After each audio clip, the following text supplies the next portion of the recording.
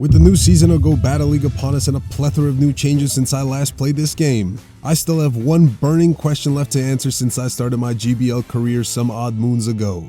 Can you hit Legend using only your favorite Pokemon? And with this season being the season of Dragon and Fighting type buffs, I feel there's no better time to try and answer that question. So if you'd like to follow along this journey, be sure to tag along as I climb or don't climb through the ranks. I've limited myself to the following 20 Pokemon, not including legendaries. I am a free-to-play player for the most part, and the MasterCard League would require too many of my resources and mons that I would not be able to use in any of the other two leagues. So sorry, Mewtwo. Get to the point, what are your favorite Pokemon? I can hear you asking, you very distinguished Pokemon gentleman and gentle lady. Starting from least to most favorite, these are the only Pokemon I will use to try and hit Legend once I get my ELO reveal. I do want to try some of the new buffs to mons that I typically don't use, so once we get our ELO, it'll be only the favorites until we hit Legend. Let's get started. 20. Venusaur in the back.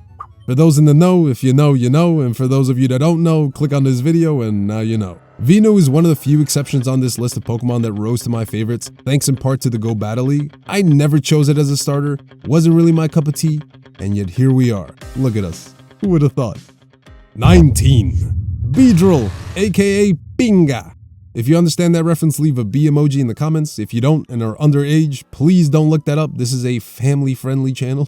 Dramatic pause. That was cap. I have a really good ranked Shadow Bee, but this is another mon that rose to my favorites once again because of Pokemon Go when it dropped in 2016, and I saw its animation. Yes, I am a grown-ass child.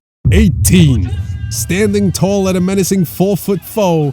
Actually, I think it's technically 3'3". The biggest bird in all the land that recently got a dope upgrade to its wings. Mexico's very own homegrown lean mean plucking machine.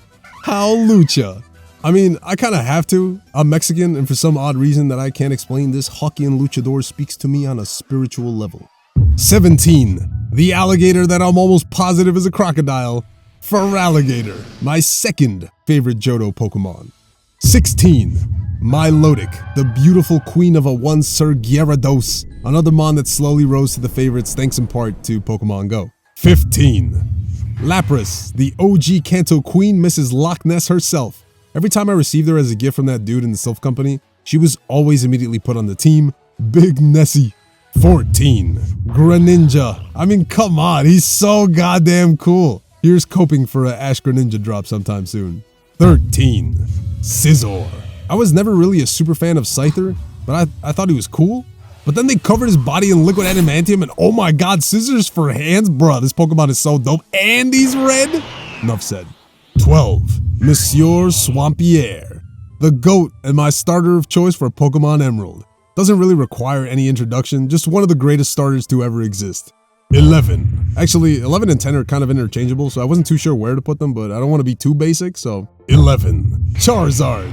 Always my Kanto starter of choice. Duh, he's a freaking dragon. He's just so badass. Also, Ash's Charizard was a whole a-hole, but he really pulled through when he needed to. I always wanted an IRL Lizardon growing up. He's so cool. On to the top 10. Typhlosion. I debated these two positions for a while. I love Charizard, but Typhlosion was a starter I ended up going with in Pokemon Coliseum, and I have super fond memories of that game. Plus, Ty always pulled through when I needed him to, even when I didn't believe. 9. Arcanine. The doggo. He should have been a legendary, or at the very least a pseudo. I'll never forgive Pokemon for how they did my boy. Still, he is man's best friend, and even though Charizard was always on my Kanto team, I always had room for Arcanine, aka Archie. Yes, I had two fire types in the same team in a Kanto run. I was such a good player. 8. Gyarados, aka No Arms. Magikarp, you piece of $500 Pokemon. You were a nuisance to train, but man, did all that effort pay off. I imagine this is what your parents must feel like, putting up with your BS for 18 years before you eventually sprout your wings and make something of yourself. Be somebody, Rome. 7. Tyranitar.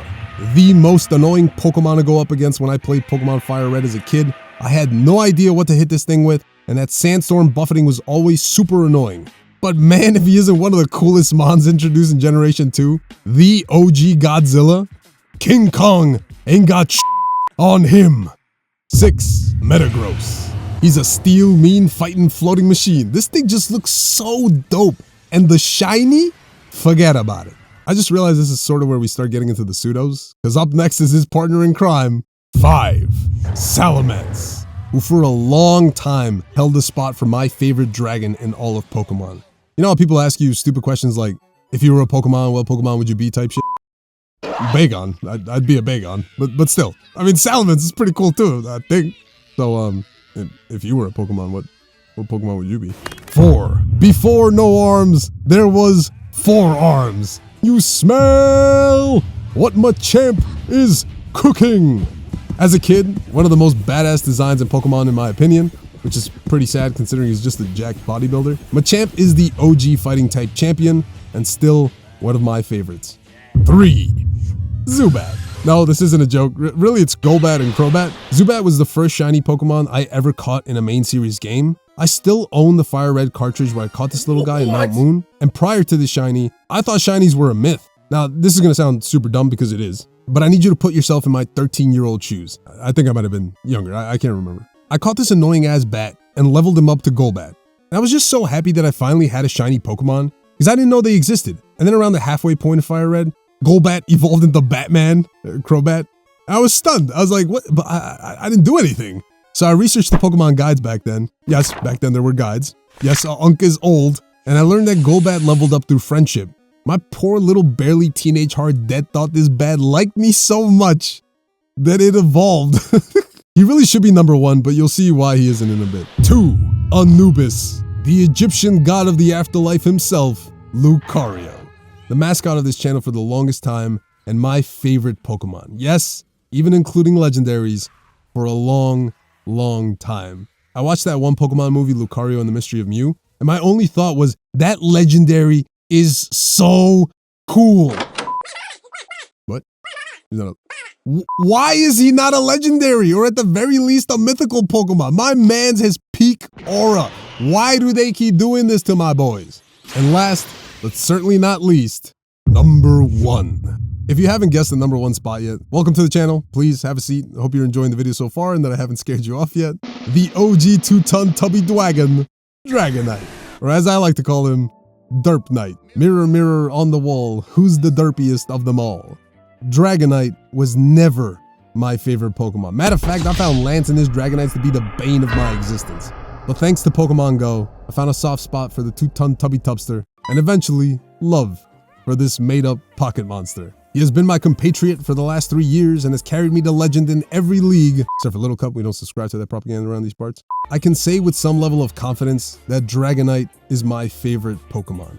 I initially wanted to do a top 10 list for the legend run, but as you can tell by my top 10, I have a glaring weakness just about to a certain typing that must not be named, so top 20 it is. There's only a couple of rules I'll follow for this journey. 1, once I have my ELO reveal, I am only allowed to use these 20 Pokemon. No ands, ifs, or buts, though in the Ruffian household we do appreciate a good butt. And 2, every Pokemon must be featured at least once.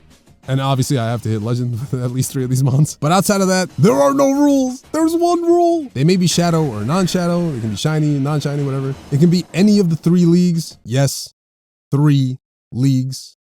In any format, open or themed. And it can only be the mons I mentioned. So yes, technically Golbat and Crobat count as 1. If you wish to follow along this journey and see if I can succeed at hitting legend rank in this season of Transformers, then hit the subscribe button. We'll be starting off with some of the new buffs to mons that interest me. Let me know down below if there's any mons you'd like to see me try. But until then, I'll catch you in that next video. Peace.